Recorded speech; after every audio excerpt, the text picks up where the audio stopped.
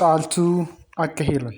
Seenaa mucayyoo warra galaan kan kabajaa fi beekamtii cimaan dabalamtee guddatte gaddaa fi gadadoon golobame tokko isiniif dhiyeessina. Barreessaan Garasuu Tufaa wabii godhatee seenaa dhugaa katabe. Seenaan hamaan akkanaa Oromoo irratti karaa mana barnootaa, mana amantaa fi labsii mootummaatiin raawwatamaa turuu odeeffannoo eenyullee hin dhabu. Seenaan kun xumurri isaa sin gaddisiisuuf nu faana turuun jabina ishee argattu. Dubbii guddoo nama sukkaneessiti. Caaltuu Miidhagsaa jedhamti. Aqaaqiirraa kiiloomeetira 25 lafa fagaatu Qooftuu Iddoo jedhamtutti dhalatte. Caaltuun gugsii fardaatiin kan beekamtu yoo taatu, dhiirota waliin dorgomtee mo'achuun nama farda badhaafamtee fi beekamtii araddoota ollaatti illee kan horatte turte. Beekamtii miidhaginaa fi jabinni ishee kun ija namoota ishee buusnaan warri biyyaa ilma isaanii fuusisuuf irratti dorgommii galan. Turee bulee Caaltuu warri kennee heerumsiisus bultiin ijaaramee hin taaneef.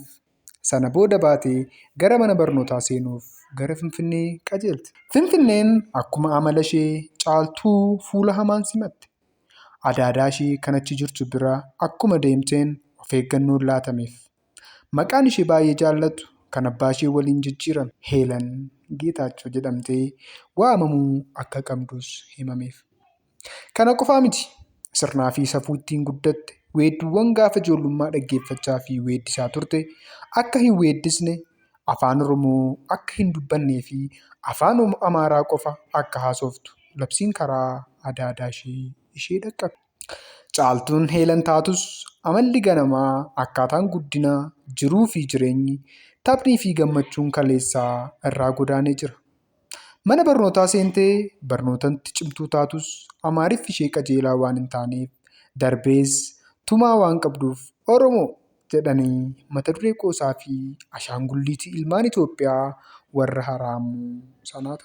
Caaltuun waggootaaf hiraarfamaa, of jibbaa, qeedhaa adaadaa isheen ifatamaa, gabaa yoo dhattu itti kolfamaa, amantaa, safuu, weedduu fi jireenyi warra ishee biraa sun harkatti jibbamaa, seexaneeffamaa waggootaaf Finfinnee keessa jiraatte.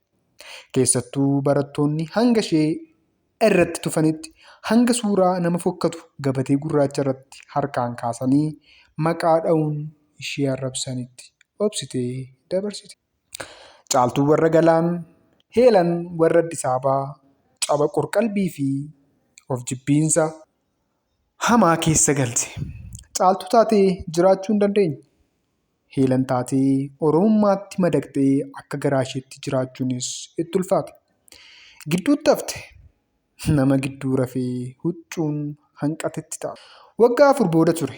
Caaltuun yeroo gannaa maatii dubbisuuf gara bakka dhaloota ishee kan deemte. Gaafa gara maatii deemtu adaadaan ishee akkana jettee gorsite.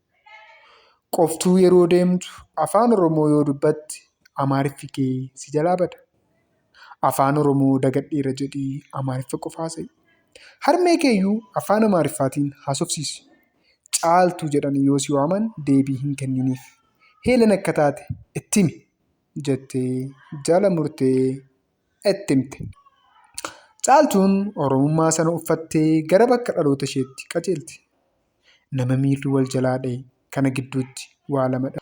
Caaltuun bakka dhaloota ishee lafa itti gammaddee burraaqaa turte iddootti beekamtii fi kabaja goonfattetti deemuu eegaltus miirri, jabinnii fi onneen kaleessaa Caaltuu warra galaan jettee ittiin dhaadattu sun cooligeera. Gaafa biyya geessu isheenis of dhabdeetti. Maatii fi firris ishee dhabaniiru. Caaltuun kaleessa erga Heelan taatee afaan dagatteetti. Uffannaa fi deemsi ishees kan biraati. Biyyi kaleessa ishee jabinaan beeku har'a fuula irra dabarsateera. Micayyoo kaleessatti hin boonan har'a ittiin saalfatanii jiru. Of dhabuu fi wal dhabuu. Caaltuun hanga kutaa 9 erga barattee booda gaa'elatti seente. Dargiin akkuma kufeen inni waan hidhameef of jiraachisuuf kaasfee keessa hojjechaa turte. Yeroo sana raadiyoo afaan Oromoo dubbatu nama maqaa Oromoo qabu dhagaa waan turteef gammachuu guddaatti dhaga'amaa ture. Caaltuu waggootaaf akkanatti jiraattee ganama gara mana warra isheetti deebite. Harmee isheetti deebite. Caaltuun talatoo baga nagaan naaf galte jettee harmeen ofitti simante. Aayyoo tiyya naaf dhiisi jettee badii sanaaf dhiifama gaafatte. Caaltuun erga gara manaa galtee manaa hin baatu. Akka durii gabaa baatee fira bira deemtee hin gammaddu. Qofaa ishee mana oolti. Maatii fi firri waa'ee ishee kaleessaa jabinaa fi jaallatamummaa ishee sana himaniifillee haamileen ishee waan cabeef homaatti hin fakkaatu. Caaltuun nyaata nyaachuu, nama waliin taphachuuf baatee galuun ishee hir'achaa deema. Homtuu ishee hin gammachiisu. Homtuu itti hin tolu. Osuma akkanaan jirtu guyyaa tokko raftee achumaan addunyaa ishee hiraarsiteetti nagaa dhaammatti. Jireenyi Caaltuu kabaja guddaa fi beekamtii jabaan eegaltu jibbiinsaa fi roorroo ilmaan haraamuun gaddaa fi gadadoo darbes kichuutti cabuun golobame. Seenaan kun seenaa dhugaadha. Warri Finfinnee fi magaalota gurguddaa Oromiyaa keessa jiranitti barattanii fi ijoollee keessan barsiifattan rakkoon Caaltuu akka ijoollee keessan mudate ni beektu. Maraafuu Oromoon akka kaleessaa hin jiru. Gootota qaqqaalii lubbuu isaanii qabsiisanii falmatti jiraniin tikfamaa jira. Seenaan kana guutummaatti kitaabicha fuula 66 hanga 100tti dubbisaa. Barreessaan Tasfaayee Gadaa yookaan Gabraab. Seenessaan Ana Oliiqaa Didhaati. Waan na dhaggeeffataniif galatoomaa. Chaanaala yuutuubii keenya Siinaan Entertainment sabskiraayib gochuu hin dagatinaa. Ilaaltanii callistaniis bira hin darbinaa. Qophiilee babbareedoo biroon hanga walitti deebinutti nagaatti nu turaa.